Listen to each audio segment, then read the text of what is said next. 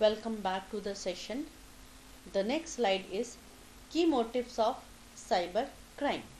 There are certain key motives of commission of cyber crime which includes financial gains, fraudulent activities, defamation, disruptions, cyber terrorism, fun.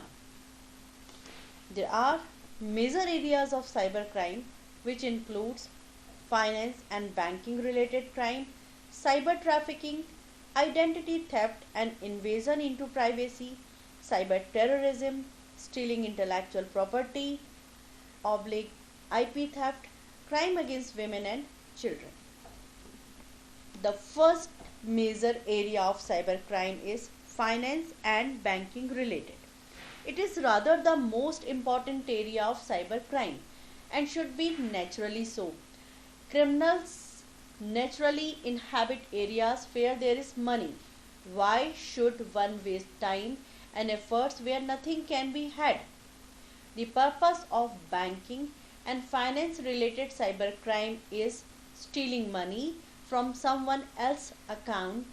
There are various ways of executing such finance related cybercrimes. A. Gaining backdoor entry to the host computer, clicking on unverified links, or clicking on an attachment grants access to the host computer or to the server of the bank, thus enabling the programming of the computer and transferring balances from the bank accounts to different accounts. Some example can be cited for this, like Bangladesh bank fraud and Carbanek bank fraud. In the case of Bangladesh bank fraud, which took place in February 2016, 1 billion US dollars were fraudulently transferred from the account of Bangladesh Bank in the Federal Reserve Bank of New York and transferred to different accounts around the world. A little of it could be recovered, but a large part of it could not be traced. In the case of Carpanek Bank account, the system was intruded and the databases were modified to the extent that the ATMs dispensed cash without the necessity of communicating with the terminals at the bank. This bank fraud continued for some time and the resultant loss was about $900 million for the bank and some private customers. We have just discussed when a bank can be a target for cybercrime. As a customer, you can be a target for cybercrime. Some of the cases are A. When an account is opened through an online channel. In these cases, there are chances of identity theft and a false account being opened. These cybercrimes can be minimized through human intervention during the account opening process in an offline fashion. B. Cybercrime during the online operation of such an account, like the addition of a beneficiary or change of address. The customer needs to guard against multiple threats like account takeover, fraudulent address entry, etc. Cybercrime during the payment initiated through online modes as C. The customer can be a victim of host of cyber frauds such as card skimming, card duplication, cloning, fake PIN pad, which can lead to compromising the PIN of the customer, malware attacks in computer or other online devices such as mobiles. D. Cybercrime when making a deposit. Here, money laundering or transfer to a different account is possible to be happen. Further, the balance can be inflated through malware in the computer. While a number of cybercrimes are related to the bank, but still taking proper precautions at our end can reduce a number of finance related cybercrimes. The list of actions that can take: safe keeping of password and PIN, avoiding a simple easily guessed password, being attentive when completing a transaction through ATM, avoiding clicking suspicious links or visiting suspicious sites, updating the operating system and installing the latest version of antivirus. The next type of cybercrime that we are going to discuss is cyber trafficking.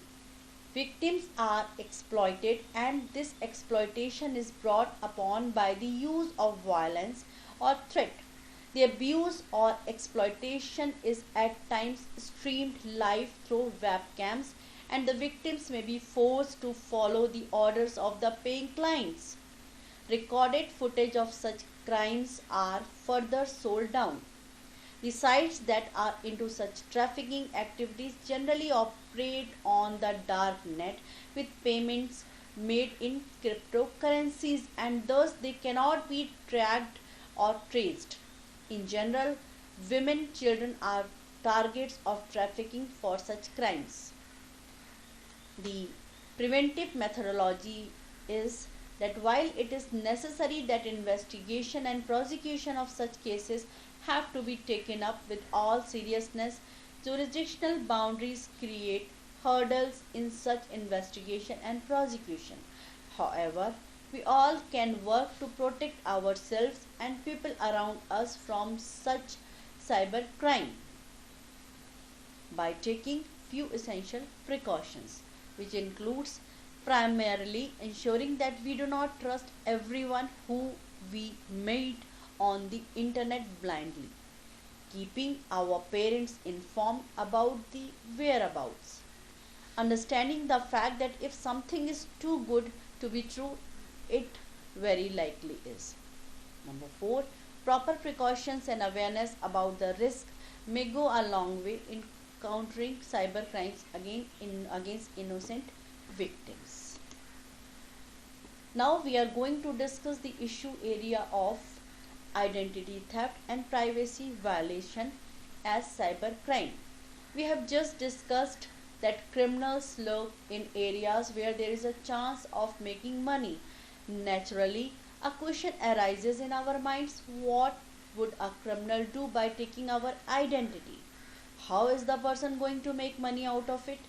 I will give you an example. If suppose a person steals an identity, then that person would be able to create a passport, Aadhaar card and other such documents on the basis of which he can have a claim to various services that are provided by various agencies. Suppose that person takes a big loan, and when it is time for repayment, the person disappears. The bank naturally would come looking for the concerned individual, and in the place of the thief would find the actual person who has not taken any money, and probably he doesn't even know that such a thing has happened. Well, then we have discussed how identity theft is a lucrative area of cyber criminals.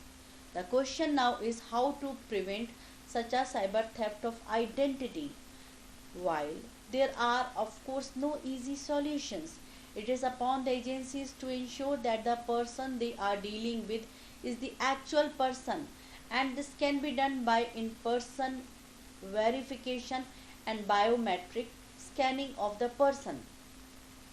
On our part, what we can do is to take care of our documents and not to trust any person blindly when dealing with our documents like Aadhaar card, linked OTP, etc. Privacy violation is an interlinked issue to identity theft. In the case of privacy violation, people's data is stolen from the organization. The purpose of this data theft and violation of privacy is, besides stealing this big data, accessing their private data to glean out their bank records and passwords, and therefore to steal money. However, since there are other security protocols in place, it is generally not possible to cause real harm when breaching privacy. However, big data is important in today's world. An attack on privacy is an attempt to gain benefit from big data. The next topic that we are going to discuss is cyber terrorism. Terrorism is essentially for the purpose of achieving political or ideological objective through instilling fear among the target population by resorting to violence. When the violence moves over to the internet and connected devices, It is called as cyber terrorism. Cyber terrorism consists in using devices such as computer viruses, malware, trojans, and other such devices to bring down a large network of computers so that it starts affecting essential public services like traffic lights, electricity grids, hospital records, water supply, and other such services. There have been a large number of such incidents in which it has been alleged that it was an act of cyber terrorism. I will recount three incidents over here. The first incident took place in Estonia. In Estonia, there was a distributed denial of service attack which severely disrupted every service that was dependent on the internet in Estonia. This included mobile network, bank network, and government ministry networks. In a similar fashion, during the Russian-Georgian War, there was a distributive denial of service attack against the website in Georgia. Recently, Russia has accused the US of cyber attacks against its electricity grid. This is the third example. Here, we take a small break. An assignment will be circulated that will take 10 minutes to fill and submit. Please fill and submit immediately and come back. Thank you very much.